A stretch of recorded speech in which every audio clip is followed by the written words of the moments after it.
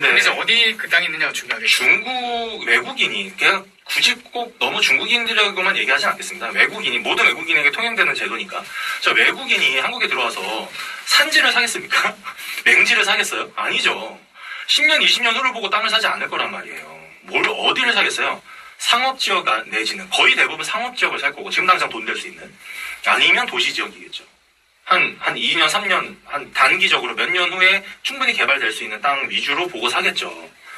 자, 그러면 이걸 봐야 돼요. 제주도 전체 면적이랑 비교하면 안 되고요. 상업지역 면적 대비 중국인들이 얼마나 땅을 갖고 있는가. 근데 중국인들이 소유한 토지 땅이 그중에 상업지역이 몇 퍼센트고 도시지역이 몇 퍼센트고까지 집계되지는 않아요. 그냥 중국인들이 소유한 토지 전체 면적만 나와 있어요. 자, 제주도만 한번 볼게요. 제주도 면적 중에 상업지역이 670만 제곱미터예요. 근데 중국인이 소유한 땅이 980만 제곱미터입니다. 뭐냐면 제주도의 상업지역 전체 면적보다 1.5배를 더 많이 사놨어요. 그 얘기는 중국인들이 만약에 거의 대부분 상업지역만 샀다면 제주도의 모든 상업지역은 이미 다 중국 자본에 다 넘어갔다라고 볼 수도 있다는 겁니다. 중국인들이 대부분 상업지역을 샀을 거니까. 도시지역은 약 1억 2천만 제곱미터인데, 네, 굉장히 이게 비교를 단순히 하면 그게 제주도 전체 면적의 6.5%고 제주도 전체 면적의 상업지역은 0.36%예요. 근데 중국인들이 소유한 땅이 0.53%. 이미 상업지역의 1.5배. 그 다음에 도시지역까지 넓힌다고 해도 거의 10%가 중국인들한테 넘어갔다.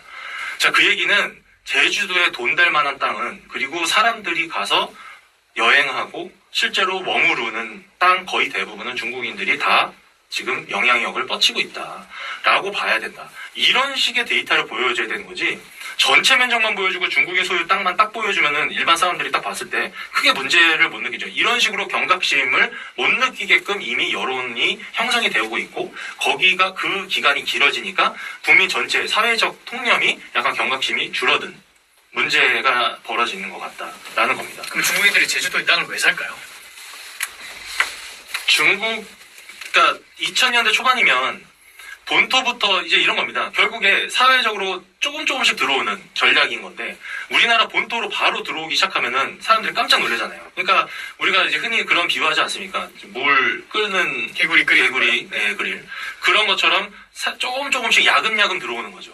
그것의 시작이 저는 인천이었다고 보고, 전라도는 말할 것도 없고, 그 다음에 인천이죠. 인천 차이나타운. 저는 차이나타운도 굉장히 심각합니다. 제가 얼마 전에 인천에 한번 일이 있어서 갔다가 차이나타운 그 겉에만 살짝 보고 왔는데, 정말 그 광경을 보고 저 한 10년 전에 인천의 차이나타운과 지금은 완전히 다른 이미지더라고요. 경찰서가 차이나타운 안에 당연히 파출소가 있을 건데, 왜 그 파출소까지 다 마치 중국 공안인 것처럼. 그게 실제 공안이에요? 아니죠. 중국 파출소인데, 대한민국 파출소인데 건축물을 다 중국 스타일로 다 만들어놨어요. 저는 그런 거를 보면서 참 이게, 근데 이제 일반 대한민국 국민분들이 딱 봤을 때는 그래 뭐 차이나타운이니까 그럴 수도 있겠다라고 그냥 미적인 관점에서, 근데 이거를요 그냥 정말 중국이 정말 우리나라를 침략하기 위해서 한다는 관점으로 보면 굉장히 심각한 겁니다. 우리나라에 어쨌든 파출소까지 그렇게 건축물을 다 중국화시켜서 만들어 놓는다는 게 저는 그것도 이해가 안 되고. 그럼 거기서 중국이 뭐 공장 활동을 할 때 네. 해외에서 보면 차이나타운 중심으로 굉장히 퍼지죠. 예. 간첩 활동을 많이 한다고 하더라고요. 예. 실제 중국 어떤 뭐 정보 계통 사람들은 다 어딜 가나 화교들 커뮤니티나 아니면 그 차이나타운 커뮤니티가 있으니까 거기를 중심으로 해서 뭐 어떤 기밀 활동을 한다는 그런 얘기를 많이 들은 적이 있어요. 미국은 실제로 많은 차이나타운을 지금 많이 폐쇄 조치하고 있습니다. 그런 정책적으로. 사실 우리나라도 그렇게 해야 돼요. 지금 다 없애자는 얘기는 아니고 정말 좀 축소시키거나 몇몇 군데 정말 중요한 요충지는 좀 폐쇄시키고 하는 조치를 해야지, 지금 이런 식의, 이게 그냥 어떤 우리나라는 자유민주주의 체제고 자유시장경제 체제니까 그냥 할 수 있다? 그냥 문화이다? 중국의 문화이다? 아닙니다. 저는 그렇게 보면 안 된다고 생각합니다. 그러면 즉 부동산 문제는 어떤가요? 아까 뭐 제주도 그래서 문제를 네, 말씀해 땅 주셨는데 부분을 그런 관점으로 저희가 봐야 되고요. 어디를 몇 퍼센트, 그러니까 전체 면적 대비 몇 퍼센트를 갖고 있냐를 보면 안 되고 우리나라 상업지역 대비 몇 퍼센트 얼마나 많은 땅을 갖고 있냐를 봤을 때는 정말 딱 봤을 때 굉장히 큰 차이가 나요. 그리고 실제 그 부동산을 살 때 우리 한국 사람들이 외국인에 비해 차별을 받고 있다 이런 네. 기사를 본 적이 기사도 있고 실제로 혹시 벌어지고 실제로 그렇게 되고 있는 네, 건가요? 실제로 벌어지고 있어요. 우리나라 그 LTV, DTI, DSR 아마 부동산 어느 정도 뭐 경험이 있으시고 전문가분들은 다 아실 겁니다. 이게 어떤 이야기인지. 담보를 받아야지 이제 대출 받고 담보를 통해서 대출 받아서 부동산을 사지 않습니까? 집값의 40에서 70%까지만 대출이 가능해요.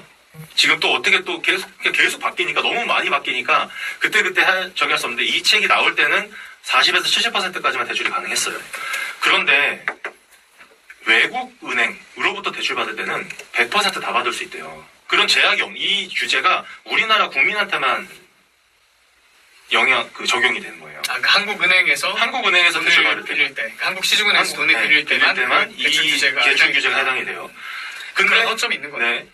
그러면은 외국 사람이 외국 은행에서 본인 본토 자기 국가 나라에 있는 은행에서 대출을 받아서 100% 받아서 그냥 살 수 있다는 얘기예요. 근데 물론 뭐 미국이나 우리 뭐 일본이나 이런 국가는 100% 대출 받아서 해주지 잘 않겠죠. 근데 중국은 전략적으로 할 수 있다는 거예요. 얼마든지 그런 시스템에 그런 식으로 할 수 있게끔 이미 중국은 그런 목적을 가지고 많은 전략과 전술들이 벌어지고 있는데 실제로 그런 사례들도 있었어요. 몇 년 전에 한 1, 2년 전에 타워팰리스 98 거의 90억에 육박하는 아파트를 타워팰리스에 30대 초반의 남자가 중국인이 100% 대출 받아서 샀던 사례가 있습니다. 자, 그러면 생각해 보십시오. 혹시 그 사람은 뭐 직업이 있는 사람이었어요?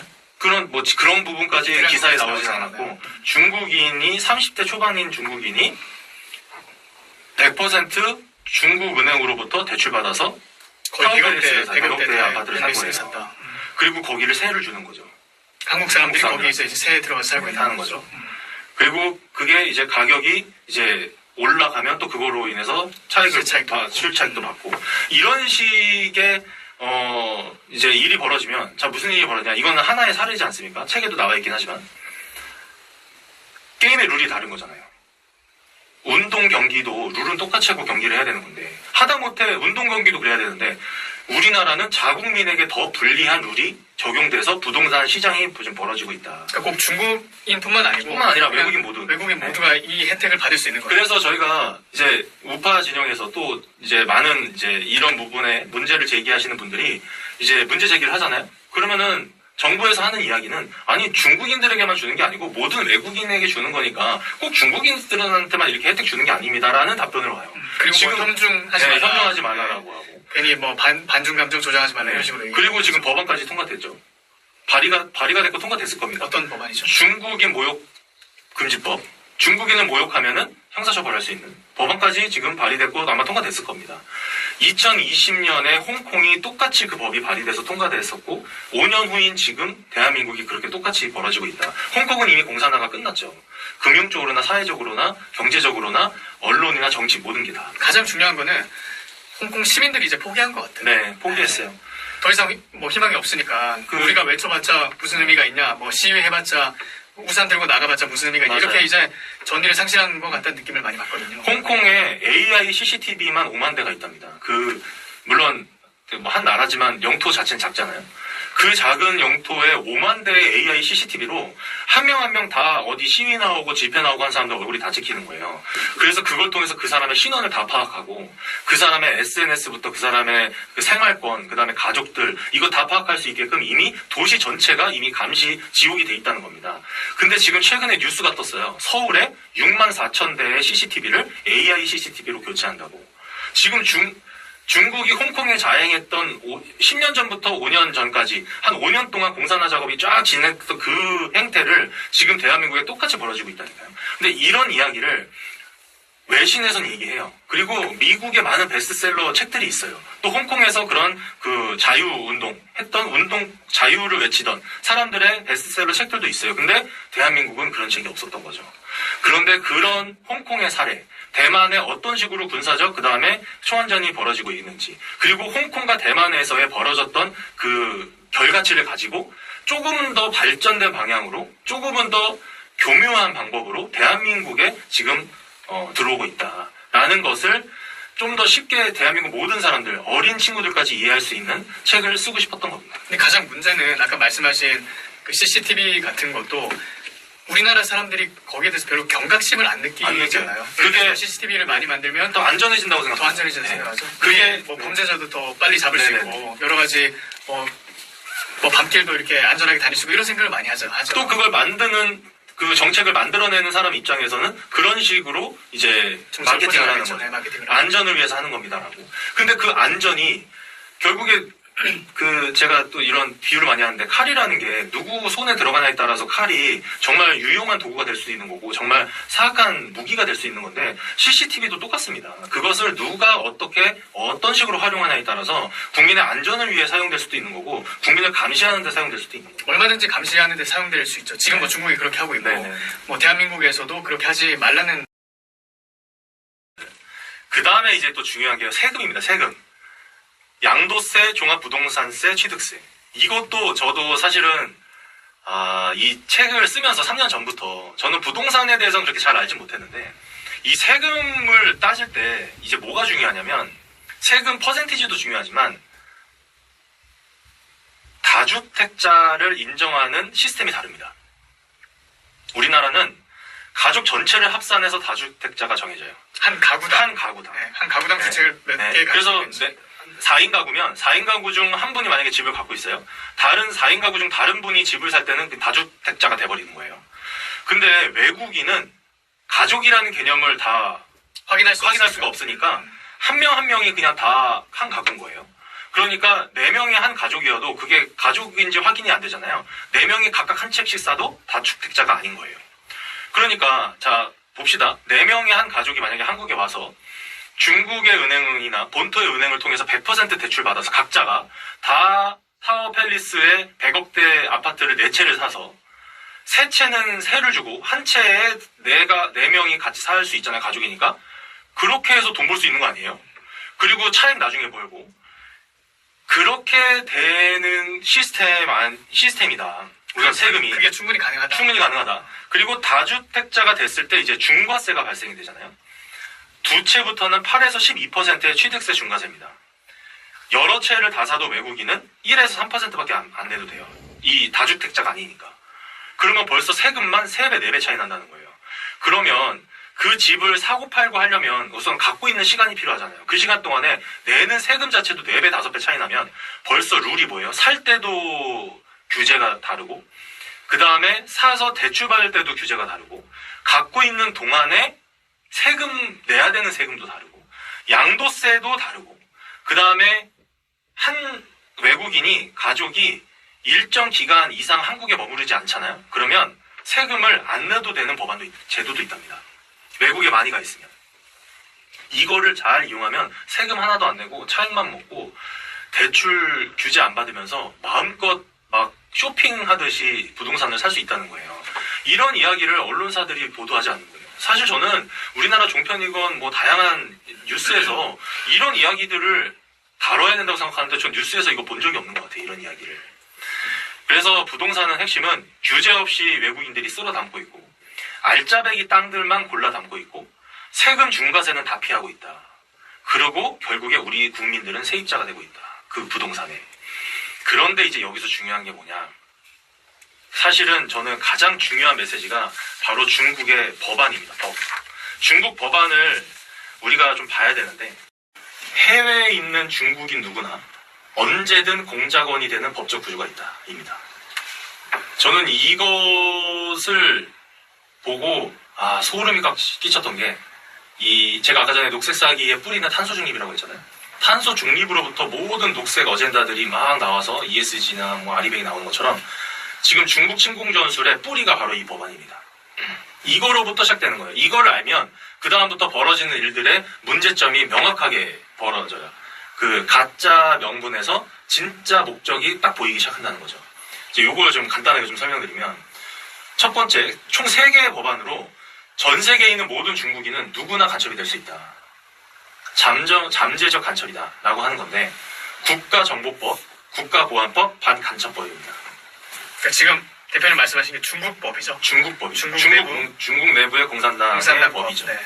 뭐냐면 이 세 가지 법으로 인해서 이 세 가지 법안을 제가 다 읽지는 않겠습니다. 근데 이 세 가지 법안으로 인해서 대충 말씀하시는 것만 들어도 그냥 네. 법 제목만 봐도 네, 어떤 법인지 감이 오시죠. 와요. 예. 네. 그러니까 이런 거예요. 중국인이나 중국 기업 모두가 전 세계에 있으면 누구나 공산당 정보 수집에 협조해야 됩니다. 이게 의무사항입니다. 권고도 아니에요. 그리고 공산당 체제 유지를 위해 거의 모든 분야를 국가안보로 포괄시켜야 됩니다. 그러니까 개인이 하는 모든 행위가 다 국가안보인 거예요. 자, 이 두 가지만 가지고도 되는데 마지막으로 반간첩법. 이거 해당하지 않으면 넌 간첩이다요. 그러니까 오히려 중국 정부가 네. 명령을 내렸는데 안 따르면 너 간첩이다. 국가를 국가에 반영하는 사람이다. 이렇게 반공산당 처벌이 될 수 있다는 거죠. 반국가 세력인 거다. 이렇게 그러니까 무조건 협조를 해야 되네요. 만약에 협조를 하라고 하면 네, 정부에서 지령이 내려. 근데 이제 만약에 그냥 나한테 큰 해가 없으면은 안 하는 사람이 있을 수도 있잖아요. 근데 안 할 수가 없는 이유가 어떻게 협박을 하냐? 본토에 있는 가족들, 본토에 있는 재산, 그 사람의 재산, 그 다음에 해외에 있어도 그 해외에 있는 그 사람 재산, 그 다음에 비자, 그 다음에 여권, 이것을 가지고 협박을 한답니다. 그러니까 안 따를 수가 없는 거예요. 공산당의 지령을. 자, 근데 이게 그래서 뭐냐? 전 세계에 있는 모든 중국인이에요. 누구까지? 조선족, 화교, 기업체, 유학생 포함입니다. 자, 그래서 내 옆에서 같이 공부하고 있는 중국 친구, 내 옆에서 같이 일하고 있는 중국 동료도 그 사람 자체가 나쁘다가 아니고요. 이미 중국의 이런 법안 때문에 언제든 그 사람들은 지령받고 움직여야 되게끔 이미 딱 수갑 채워져 있다.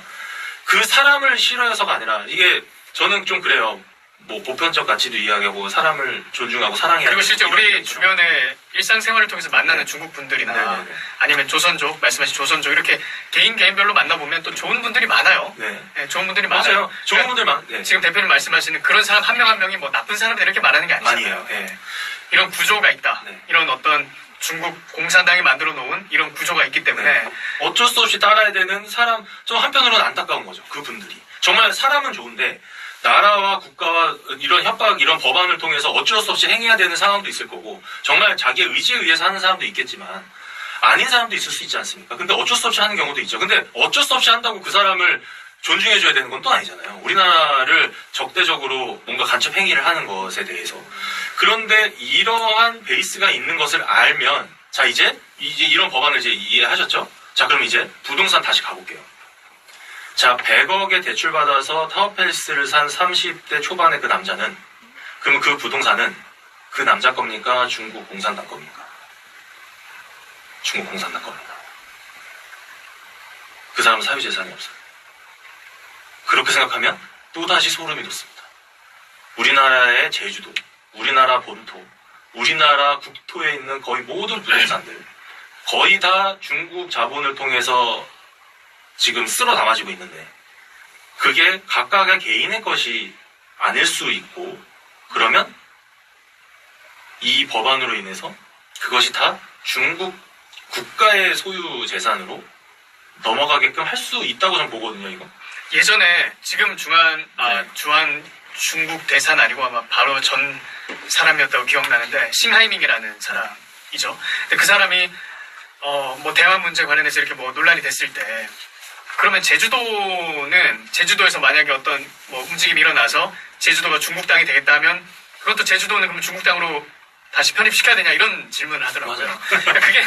그러니까 그게 굉장히 뼈 있는 말이에요. 거예요. 네, 맞아요. 굉장히 뼈 있는 말. 만약 거기 땅을 많이 사놓고 네. 정말 어떤 중국인들이 유의미하게 거기서 거주하게 되면 네.